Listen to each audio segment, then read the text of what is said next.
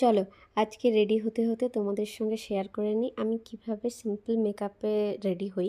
তো একটা pure cotton sari পরে নিয়েছি, আর হচ্ছে একটা কাজল নিয়ে লোয়ার ল্যাশ লাইনে কাজলটা লাগিয়ে হালকা করে স্মাচ করে নিচ্ছি। আর বলো তো এই কানের দুলটা আমার কেমন লাগছে। আমি এই ধরনের জুয়েলারি পরতে পছন্দ করি, আর আমার মতন তোমরা কারা পছন্দ করো অবশ্যই কমেন্ট সেকশানে জানিও। আমি এখানে দুটো লিপস্টিক নিয়েছি, দুটো লিপস্টিকে আলাদা আলাদা সেট ছিল, তো দুটোকে মিক্স আপ করে আমি ইউজ করছি। তাতে আমার বেশি ভালো লাগে, কালারটা বেশ ভালো আসে।